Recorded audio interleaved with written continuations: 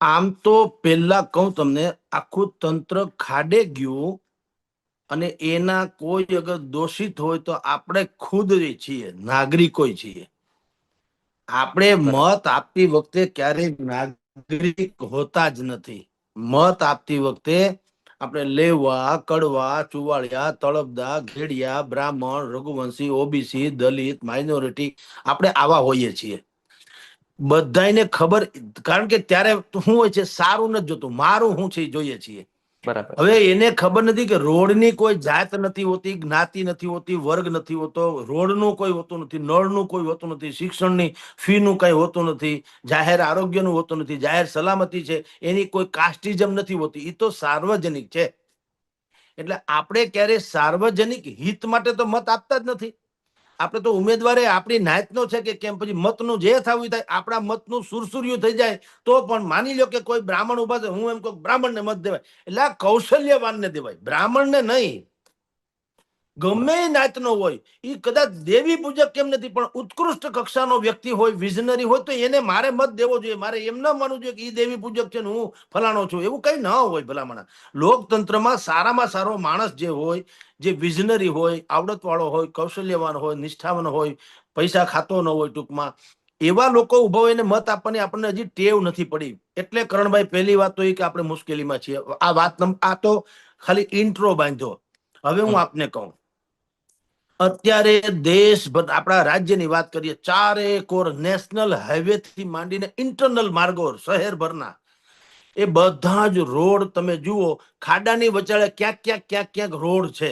ખાડાની વચાળે રોડમાં ખાડા નથી, ખાડાની વચાળે ક્યાંક ક્યાંક રોડ છે. આવું શું કામ થાય છે અને આનો અંત શું છે એ કહું. આવું એટલા માટે થાય છે કે જેને રોડ બનાવવાનો કોન્ટ્રાક્ટ લેવો હોય ત્યારથી શરૂ કરીને કામ પૂરું કરવું હોય ત્યાં સુધી મટીરિયલ કરતા પણ વધુ લાંચ આપવાની હોય છે. આ તમે લખી રાખો ગુજરાતીમાં. મટીરિયલમાં જેટલો ખર્ચો કરવો પડે ડામર ઇત્યાદિમાં, એના કરતા વધુ લાંચમાં ખર્ચો કરવો પડે. મારે એવા અનેક એવા મિત્રો છે જેને પુલ બાંધવાના કે હાઈવેઝ કે ઓવરબ્રિજ, અંડરબ્રિજ થી માંડીને રોડ વગેરે કોન્ટ્રાક્ટના કામ છે. એવા હું અનેક કોન્ટ્રાક્ટર મિત્રોને મેં મળ્યો, ઓળખો, જાણ્યું, એની પાસેથી વિગત. એણે કીધું કે એટલા બધા પૈસા આમાં અમારે, એને એમ કીધું 6-7% અમારે આમાં નફો હોય છે સરવાળે.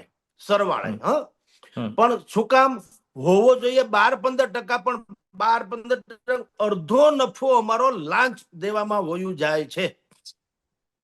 અને જેમ જેમ કામ મોડું થાય એમ એમ કોસ્ટિંગ વધતી જાય. જે કોન્ટ્રાક્ટ અમે 100 કરોડ નો લીધો હોય, અમને પણ 1.25 કરોડમાં પડવા જઈ રહ્યો હોય. કારણ કે જેમ કામ મોડું થાય, કર્મચારી ન આવ્યા, કામદારો ન આવ્યા, કોકે વળી હું તમને કહું ન્યા આવીને કે આ રસ્તો અમારો છે, અહીંથી તમે ખોદતા નહીં, વગેરે વગેરે, કોઈ માથાભારે માણસ છે, કોઈ બીજું કઈ હાદસો બન્યો, કે કોઈ અધિકારી આવીને કઈક ટેકનિકલ એરર કાઢે, ભૂલ કાઢે, એટલે શું થાય, થોડુંક ટાઈમ લિમિટ વધે. ટાઈમ લિમિટ વધે એટલે પછી શું થાય, કોસ્ટિંગ વધે. બધાનું માલથી માંડીને બધામાં એ કોસ્ટિંગ વધે. બીજું અમે એમ કે પૈસા, દાખલા તરીકે 100 કરોડ નો હોય તો કોઈની પાસે 100 કરોડ રૂપિયા આમ ગાંધી સાહેબ રોકડા આમ ન હોય. એટલે એ વ્યાજ વટાવ જેવી વાતો છે. લોન લીધી હોય યા ગમે તે કરી હોય કંપનીના નામે, તો એના તો હપ્તા ચડતા જ હોય. આ બધી જ ભીહટમાં જે સંલગ્ન અધિકારીઓ છે, ત્યાંથી માંડીને સ્થાનિક નેતાઓ સુધી બધાને લાંચ આપવી પડે. એટલે જેટલો મટીરિયલમાં ખર્ચો ખરેખર થવો જોઈએ એનાથી અડધો ખર્ચો હું તમને કહું લાંચમાં વયો જાય. તમે કલ્પના કરો, 12%ની નફાની આખી આ ઘટના હોવાનું લાગતા વળગતા, કે કોઈની ટકાવારી ઇધર ઉધર હોઈ શકે, પણ 12%માંથી 6-7% તો એ કે અમારે લાંચ ના થાય. એટલે 6-7% જ અમને મળે, જે કોન્ટ્રાક્ટર હોય એને. એટલે પેલી વાત તો આ છે. કોન્ટ્રાક્ટ લેતી વખતે પણ ઘાલમેલ કર્યા સિવાય કોઈ મેળ પડતો નથી. ઓનલાઈન આપણે ભલે કહેતા હોઈએ ગડબડ ગોટાળા એમાંય થાય છે. અમારે રાજકોટમાં એક બહુ અત્યંત કિંમતી પ્લોટ છે અને લોકેશન એ ગજબનું છે. સાંભળજો, ઈ પ્લોટ જે છે એ અમુક લોકોને લઈ લેવો તો બુદ્ધિપૂર્વક તો કરાય શું. હવે આ બીજા બધા લોકોએ કીધું હોય તો શું કે હવે આ તો ઓનલાઈન થઈ ગયું, આમાં કોઈનું કઈ લાગવગ બાગવગ હાલે નહીં, એવું બધાને કહે. તો બધાને એમ હશે કે ભાઈ ઓનલાઈન છે એ તો હકીકત છે, તો લાગવગ તો હાલે નહીં. એટલે એને શું કીધું કે ભાઈ તો કઈક હવે ક્યારેક આવું બીડ ખુલે તો અમને કહેજો, એટલે અમે લોકો એમાં ટેન્ડર ભરવાની કોશિશ કરીએ એમ. બીડ ક્યારે ખુલ્યું ને શું થયું તમને કહું. 26મી જાન્યુઆરી સવારે 9 વાગે અને 9 ને 5-10 મિનિટે પૂરું થઈ ગયું. હવે તમે કલ્પના કરો ભાઈ કે 9 વાગે 26મી જાન્યુઆરી હોય, આખો દેશ અહીંયા શહેર બધા ધ્વજવંદન ઇત્યાદિ કાર્યક્રમમાં વ્યસ્ત હોય અને કોઈનું ધ્યાન આવા બધા કાર્યક્રમમાં હોય નહીં. ઈ જેને કોન્ટ્રાક્ટ આપવો તો અથવા તો પ્લોટ જેને વેચી મારવો તો સાઠગાંઠથી ઈ લોકોને કહી દેવામાં આવ્યું કે આટલા વાગે બીડ ખુલશે ઓનલાઈન, આટલા વાગે પૂરું થઈ જાય. 5-10 મિનિટમાં ઓલાએ બધું તૈયાર રાખ્યું કાગળિયા, સમજો. જેવું ખુલ્લી બારી ફુર કરતું એને બધું નાખી દીધું, વાત એનું પછી બધું ઢાંકી દીધું, વાત થઈ ગઈ પૂરી. હવે એના સિવાય કોઈનું કઈ આવ્યું નહીં, એટલે તો એ સ્વાભાવિક જ છે, એને જ મળે. અને પછી થયો ડખો. હજી પ્લોટનું ડિંડક હાલે છે અને કોર્પોરેશનના પૈસા હલવાઈ ગયા છે, કરોડો રૂપિયા, કરોડો રૂપિયા કહું છું. આવી બદમાશી બધી જગ્યાએ થાય છે. આ રોડ રસ્તા જે ખરાબ છે એમાં કોન્ટ્રાક્ટર ખરાબ નથી, તંત્ર ખરાબ છે. 100%. રૂપિયા એટલા ખવડાવવા પડે. ન્યાનો સ્થાનિક નગર સેવક થી માંડી માથા ભારે માણસ, એ પછી કોઈ પણ હોદ્દા ઉપર હોય કે ન હોય, માથા ભારે એ પણ આપણી એક બહુ મોટો હોદ્દો છે સૌરાષ્ટ્રમાં. સૌરાષ્ટ્રમાં એક બીજો છે ને માનદ હોદ્દો છે કે તમારે માથા ભારે હોવું જોઈએ. માથા ભારે હોય એટલે તમારે બીજા બધાને કઈ કરો કે ન કરો એને પેલા મનાવવા પડે. એટલે એવા ગામે ગામ હોય. એટલે પેલા તો જે રોડ, જે ગલીમાંથી, જે સોસાયટીમાંથી, જે ખેતરમાંથી, જે વિસ્તારમાંથી પસાર થવાનો હોય, રોડ, નળ, ગટર, લાઇટ જે હોય તે પાઇપલાઇન અંડરગ્રાઉન્ડ કરવું હોય તો આ પેલા તો એ માથા ભારે માણસને તમારે મનાવવા પડે. ઈ પછી ત્યાંનો સ્થાનિક નગર સેવક, ઈ પછી ત્યાંનો સ્થાનિક જિલ્લા ઓલો શહેર પ્રમુખ, ઈ પછી ત્યાંથી આગળ આવીને તંત્રમાં કરતા કરતા કરતા આમ પિરામિડની જેમ તમારી જાણ કરતા 10-11 ગાળા આવે છે. ઈ બધાને પ્રસાદી ધરવી પડે. તમે જુઓ કોન્ટ્રાક્ટ, અહીંયા જે લોકો સ્ટેન્ડિંગ કમિટીના ચેરમેન બનતી વખતે એની પાસે પાવલું ઉતરે ત્યારે 200 કરોડ 500 કરોડ છે ક્યાંથી થઈ જાય? તમે કલ્પના તો કરો. વળી પાછા બધા આપે ને રોડ રસ્તા ખરાબ છે, કોંગ્રેસ હાય હાય કરે ને ભાજપ એમ કે છે ના તો ચોમાસું છે એટલે રોડ તૂટી જાય.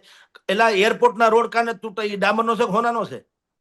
તમે વિચાર કરો કરણભાઈ, એરપોર્ટના રોડ તમામ શહેરોમાં જ્યાં પણ એરપોર્ટ છે, એરપોર્ટ થી શહેર સુધીના રોડ તમે જોજો, ઈ નહીં તૂટે. કેમ ભાઈ? કારણ કે ન્યા વીવીઆઈપી લોકોને આવવાનું હોય છે. ન્યા કામ નબળું ન હાલે, મારા ને તમારામાં હાલે, લોટ પાણી ને લાકડા. એટલે આ બધો ડખો છે. હવે આપણો ઇસ્યુ કહું તમને કે આ જે આખું ખાડામાં તંત્ર ગયું છે, બધાને બધી ખબર છે. આ તો આપણે ચર્ચા કરીએ, ઈ લોકો તો આમાં ગલગલિયા દાંત કાઢતા હોય કે જુઓ મીડિયામાં કેવું હાલે છે. બુદ્ધિનો છાંટો નથી કે હજી એમ વાત કરે છે તંત્ર એલર્ટ થયું અને પૂછડું એલર્ટ. શેનું એલર્ટ થયું? પેલા તંત્ર એલર્ટ હતું ખાવા પીવામાં. હવે આ આબરૂ ગઈ, ખુલી ગયો બધો, એટલે પાછી લીપણમાં કામ શરૂ કર્યું, લીપણ કરવામાં. તમે જુઓ કોંગ્રેસ અને આમ આદમી પાર્ટીએ અત્યારે ખાડાનો મુદ્દો ભયંકર ઉપાડી લીધો. આજે તમે હું અત્યારે ચર્ચા કરીએ છીએ ત્યારે અમારે રાજકોટમાં જિલ્લા કલેક્ટર કચેરીનો ઘેરાવ કરવાના છે. પાલભાઈ આંબલિયા થી માંડી અને કોંગ્રેસના દિગ્ગજ બધા લોકો. હવે ઘેરાવ બેરાવ તો શું છે, ફોટોજેનિક છે, એમાં કઈ કલેક્ટર ફાટી પડે નહીં ને એમાં કઈ થવાનું ન હોય. પણ એ ડખો કરીને એને ટૂંકમાં માહોલ બનાવવો છે કે ભાઈ સરકારી તંત્ર કેટલું નિકમ્મું છે અને વિરોધ પક્ષ તરીકે અમે કેટલા સક્ષમ છીએ. આ ફોટોજેનિક ઘટના છે. છાપામાં આવવાનું 8-8 કોલમ, આપણી ભાષામાં અડધું પાનું ભરાય એમ. બરાબર?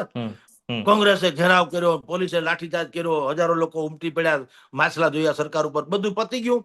બધા ફાંદે હાથ ફેરવીને પાછા હાંજે હુઈ જાય, જાણે રોડ બની ગયો હોય એમ. તમે કલ્પના કરજો શું થવાનું. આપણી માનસિકતા કેવી છે.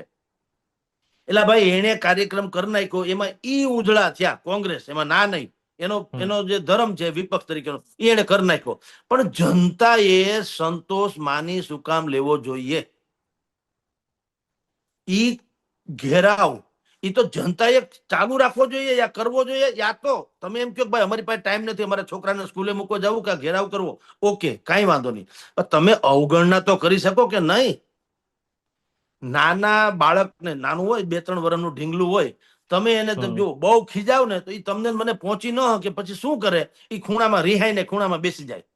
તમે કે હાલો જમવા, મારે નથી જમવું કે છે ને, ઈ અવગણના કહેવાય. તમારે પટાવવા જવું પડે, હે બાપા ખાઈ લે, હે બાપા ખાઈ લે, નથી ખાવું, નથી ખાવું. ઈ જે છે એવું જનતાને આવડતું નથી. કે તમે જયારે મુખ્યમંત્રી કે કોઈ પણ માણસ કાર્યકર અહીંયા આવે જે સત્તા ઉપર હોય તે, તો એની અવગણના, કાગડા ન ઉડવા જોઈએ. કોઈ ભોજ્યોભાઈ જાય જ નહીં, તારે એકલાને ભણવું હોય તો ભણો, અમારે નથી સાંભળવું, એવું કોઈ કહેતા નથી. ડોમ પાછો ભરાઈ જાય, તાળીઓના ગડગડાટ. લ્યો મુખ્યમંત્રી આજે ગઈકાલે તમે જો ગાંધીનગરમાં મુખ્યમંત્રીએ હાઈ લેવલની મને કે બેઠક, એટલે હાઈ લેવલ જ હોય ને, મુખ્યમંત્રી કઈ મારા જવાન બોલાવે, એ તો હાઈ લેવલની જ હોય ને. મુખ્યમંત્રી કોને કે? અને લો લેવલની બનાવે તો એનામાં ખામી કહેવાય. એટલે કાંઈ નહીં, મીટિંગ એટલે ફાઇલું, બધા હરામ ખાયા હોય છે. તંત્ર વાહકો બુદ્ધિશાળીના દીકરા હોય, આઈપીએસ ના આઈએસ એમને નથી થવાતું. ઈ લોકો ઊંડલું બનાવે ને કાગળ ઉપર એવા પ્લાન દોરે તો મુખ્યમંત્રી મારી જેવા છે, એમાં ભગવાન દયા છે. ઈ હશે બાપા કે એને ઓલા સમજાવી દેવો, આઈપીએસ થયો ને એને હંધી ખબર હોય. દાખલા તરીકે એમ કહીએ કે સાહેબ વાત સાચી છે, પણ અત્યારે જો અંબાલાલ પટેલની આગાહી છે, બહુ વરસાદ ભયંકર છે, એટલે આપણે આ વરસાદ જરાક રૂકી જાય ને વરાપ થાય તો આપણે અમુક પ્રકારનું મટીરિયલ પાથરી શકીશું. એટલે હમણાં તો આ તૂટી જાય બરાબર છે, પણ હવે કઈ તો કે હશે એના જેવું. આ ટેકનિકલ બધા બાના કાઢે આ લોકો, આઈપીએસ ને આઈએસ કાઢે. શું કામ? બધાને બધી ખબર હોય. હવે મુખ્યમંત્રી કાલ એમ કે મુખ્યમંત્રી લાલ ઘૂમ, લા ભાઈ તમે આખું ગુજરાત લાલ ઘૂમ છે, મુખ્યમંત્રી ક્યાં કરો. પણ શું કીધું એને? આ કેસેટ પાછી વગાડી. આ તો આપણી યાદદાસ્ત, જનતાની યાદદાસ્ત બહુ કમજોર હોય છે. એટલે કહું કે હવે જો રોડ તૂટી જશે તો કોન્ટ્રાક્ટરો જે છે એમ કે એમાં જવાબદાર ઠેર. તી કોણ હોય? હું હોઉં? એ તો કોન્ટ્રાક્ટર જ હોય ને. આ તો બેવકૂફાઈની ચરમ. તો પણ તાળીઓ પડે, ઓહો મુખ્યમંત્રી લાલ ઘૂમ. એટલે પણ કોણ? કોન્ટ્રાક્ટર જ હોય ને જવાબદાર, બીજું કોણ હોય એમ કહો. તમે વિચાર, હું મારી ઓફિસમાં છાપું ખરાબ નીકળે તો જગદીશભાઈ, અરે પણ હું જ જવાબદાર હોઉં ને, મેન હું છું, બીજું કોણ હોય? એટલે આવી બેવકૂફી ભરી વાતો ચાલે છે. મૂળ એવું છે ભાઈ, હમણાં જિલ્લા પેલા મહાનગરપાલિકાની ચૂંટણી આવવાની આ વર્ષના અંતે, યસ, આવતા વર્ષમાં જિલ્લા પંચાયતની ચૂંટણી આવવાની, અને એની પછી ધારાસભાની. આ બધા ગ્રામીણ ઇલાકાથી માંડીને શહેરી ઇલાકા, એટલે કે આપણને સ્પર્શે એવી વાત છે. અને વિપક્ષના હાથમાં જબરદસ્ત મુદ્દો આવી ગયો છે. અને એટલા માટે આવી ગયો મુદ્દો, રોડ આમ રાતોરાત થાય નહીં. સરકાર લાલ ઘૂમ થાય કે પીળી ઘૂમ થાય, એ ગમે એ થાય, રાતોરાત રોડ તો થવાનો નથી. કમસે કમ 15 થી મહિનો દી તો લાગવાનો. અત્યારે એટલે શું થાય કે વિપક્ષને એક લાંબો સમય ચાલે એવો મુદ્દો મળી ગયો. ખાલી એક ઘડી પ્રદર્શન કરીને પૂરું થાય એવું નથી, કારણ કે સરકાર લીપણ કરી શકે એમ નથી. ખાડા જ ખાડા ચારેકોર છે. આજે અહીંયા કાર્યક્રમ કરો, કાલ બીજા રોડ ઉપર, ઓલે ત્રીજા રોડ ઉપર, આમ કર્યા કરે તો વિપક્ષને વિરોધ કરવાનો મુદ્દો મસ્તીનો મળી ગયો. અને બિલકુલ જનતાને સ્પર્શે એવો છે. એટલે જનતાને લાગે કે વાત તો સાચી છે. ગઈકાલે અમારે અહીંયા ભરૂડી, અહીંથી રાજકોટ થી ગોંડલ ની વચ્ચે એક ભરૂડી ટોલ નાકવો આવે છે. હવે રોડ નથી છતાંય ટોલ તો લેવાય જ છે. સમજો, રોડ બોર્ડ જેવું કઈ છે નહીં, એટલે 6 લેન બને છે, એટલે 1 વે જેવું છે. હવે એમાં 5 કલાકનો ટ્રાફિક જામ થયો, એમાં 2 તો એમ્બ્યુલન્સ હલવાઈ ગઈ ને દર્દી માંડ બચ્યા. વિચાર કરો. પણ કોઈનામાં અક્કલ નથી, સરકારમાં પણ, કે ભાઈ હવે 6 લેન બને છે અને રોડ છે 1 વે જેવો થઈ ગયો છે, તો આપણે ટોલ તો બંધ કરો. ડીંડે ખોટું ટાઈમ વેસ્ટ તો ન થાય, જેટલું થાય એટલું તો હળવું થાય ને. પણ ટોલ ખબર નહીં કેમ ટોલ ઉઘરાવી લેવો બસ. એટલે રોડ નથી ને ટોલ, એ તો કેવું કહેવાય. એટલે આમાં તંત્ર ખુદ ખાડે ગયું છે. રોડમાં ખાડા નથી, તંત્ર જ ખાડે ગયું છે. અને એટલે મુખ્યમંત્રી ચૂંટણીને કારણે લાલઘુમ થયા છે અને વિપક્ષોને મજા આવી ગઈ છે કે એક મુદ્દો મળી ગયો. જી, તંત્ર ખાઈ પીને અજગરની જેમ ગળીને બેઠું છે. કરી શું રહી છે? કઈ બોલી ક્યાંથી શકે? તમારી પછડી દબાણી હોય તો તમે કોઈની કઈ કહી ન શકો. તમારી જ પછડી દબાણી છે, વાત જ પછી બીજાને ક્યાં વાત આવે? આદર્શ જેવી તો કોઈ સ્થિતિ નથી, નહીતર કોન્ટ્રાક્ટર જવાબદાર. એટલે કોન્ટ્રાક્ટર એલિયન્સ છે કે ખબર નથી કોન્ટ્રાક્ટ કોણ છે.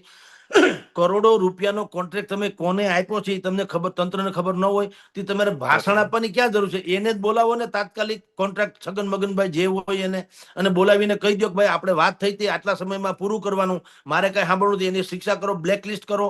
પણ આ બધું કે ને ઓલા પાકિસ્તાનના ત્રાસવાદી જૂથ જેવું છે. તમે આ કંપનીને બ્લેકલિસ્ટ, છગન કંપનીને બ્લેકલિસ્ટ કરો તો મગન નામના નવી કંપની બનાવે. વાત ઈ નો ઈ, આલિયાની ટોપી માલિયા માથે, આલિયો ઉઘાડા માથે. આમાં એમાંય કઈ કાંદો કાઢ લેવા જેવું નથી. બેઝિકલી તો શું છે ભાઈ, તંત્રને બધી જ ખબર હોય છે, એટલે એને એમ લાગે કે જગદીશભાઈને બદલે જગદીશભાઈએ પોતાના વાઇફના નામે કંપની બનાવી છે તો પણ ન મળવી જોઈએ. અને બીજું કે કદાચ કાળા ચોરને આપો, તમારે એટલું નક્કી કરવું જોઈએ કે હું કહું એવું મટીરિયલ વપરાવવું જોઈએ જે સર્ટિફાઈ કહેવાય. એ મટીરિયલ ન વપરાય તો એના અધિકારી પણ ગુનેગાર ગણાવવા જોઈએ. આમાં શું થાય છે, આપણે કોન્ટ્રાક્ટરની વાત કરીએ એટલે કોન્ટ્રાક્ટરની વાત તો કોઈ સાંભળતું નથી કે તમારા ખાવધરા અધિકારીઓના હોજરા ભરવામાં જ અમારું બધું વયું જાય છે. એ વાત કેમ કોઈ કરતું નથી? તમે પૂછો કોઈ કોન્ટ્રાક્ટરને સાહેબ કે કેટલા પૈસા કોને ધરવા પડે, તમને કહેતા હો તો હું તો એક કોન્ટ્રાક્ટરને હું એકને આવા તો અનેકને ઓળખું છું, મને લિસ્ટ મોકલેલું. આપણે એની ભૂતકાળમાં અનેક ચેનલમાં હું બોલી ચૂક્યો છું, આટલા ટકા આના, આટલા ટકા આના, આટલા ટકા આના, લિસ્ટ. તો વિચાર કરો, 15% નફાનો ગાળોમાંથી 7-8% જે 8% લાંચ અને 7% નફો, તમે કલ્પના તો કરો. તો તંત્ર જ મૂળ ખાડામાં ગયું છે. તે લાલઘુમ સરકારે તંત્ર ઉપર થવાની જરૂર છે, કોન્ટ્રાક્ટર ઉપર નહીં. પણ બધી મિલી ભગત તો જનતાને ભૂરકી છાંટવી છે, એટલે આ ડખો થયો. હવે તમને કહું, જો તંત્ર ધારે તો શું કરી શકે, અથવા તો કેટલું નિકમ્મું ને નાટકીય છે. કોંગ્રેસ આજે રાજકોટમાં કલેક્ટર ઓફિસનો ઘેરાવ કરવાના છે. આજે તમે હું ચર્ચા કરીએ છીએ ત્યારે, અત્યારે તો લગભગ ત્યાં ડખો થઈ ગયો હશે, કા ચાલુ હશે.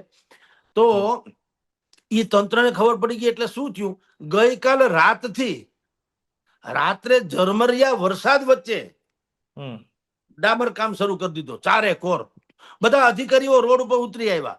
એટલે બોલો, દિવસે દેખાતા નતા, રાતે બધા પ્રગટ થયા. બોલો, દિવસે ગોતા જડતા નતા, ઓફિસ સિવાય ક્યાં નીકળતા નતા એસી ની. કાલે રાતના કહું છું, અમે તસવીરો છાપી છે, અમારા દૈનિક બધાએ છાપી હશે, બધા છાપવામાં આવી હશે.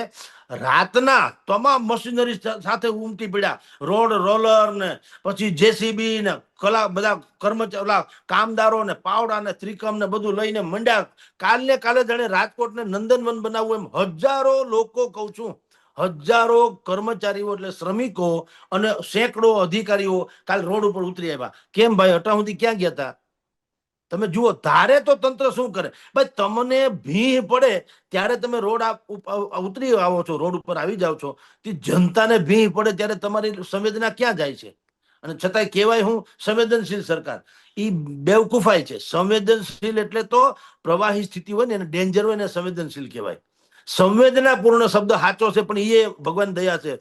હજી મુખ્યમંત્રી સંવેદનશીલ સરકાર, અમે કહીએ છીએ આ સંવેદનશીલ જ છે. સંવેદનશીલ એટલે પ્રવાહી. ખબર છે ને, કોઈક પણ ચૂંટણી હોય ને ત્યારે કેટલાય બૂથને સંવેદનશીલ જાહેર કરવામાં આવે કે ભાઈ ત્યાં ડેન્જર હો, ત્યાં વધુ સલામતીની જરૂર છે, કારણ કે એ આખું સંવેદનશીલ વિસ્તાર છે, ત્યાં ગમે થઈ શકે.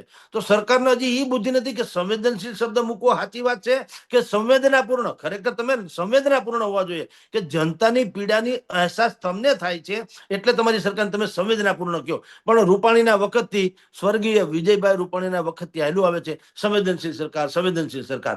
સંવેદના નામનો કોઈ ચીજ નથી. નહેરી પોલિટિક્સ છે, નહેરો ડ્રામા છે, નહેરું માર્કેટિંગ છે. આજે કોંગ્રેસ ને આમ આદમી પાર્ટી રોડ ઉપર ઉતરી આવી એટલે આ લોકો રાતો રાત ઉતરી આવ્યા હજારો. મેં તમને આખા રાજકોટમાં તમે જાઓ, જ્યાં પણ અમારા બધા છાપામાં તસવીરો છાપીને ટીવીમાં આવશે, રાતો રાત મીંડા રોડ પર. એટલે રાતે તમને કાલ સુધી ક્યાં ગયા હતા તમે? હું એમ કઉ છું, આ ડખો, આ બધી પ્રજાની હેરાનગતિ તો કેટલા મહિનાઓથી ચાલે છે, ચોમાસા પહેલાથી, કે ભાઈ ભરૂડી ટોલ નાકવું, એક તો નાકવું નથી, ટોલ ઉઘરાવા સિવાય ધંધો નથી.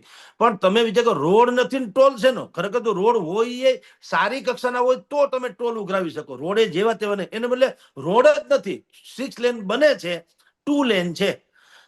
તો ભાઈ શેનો તમારે ટેક્સ લેવાનો થાય? મને કયો જી. તોય ટોલ ટેક્સ તો ચાલુ જ છે હજી, જેનો કોંગ્રેસે વિરોધ કર્યો.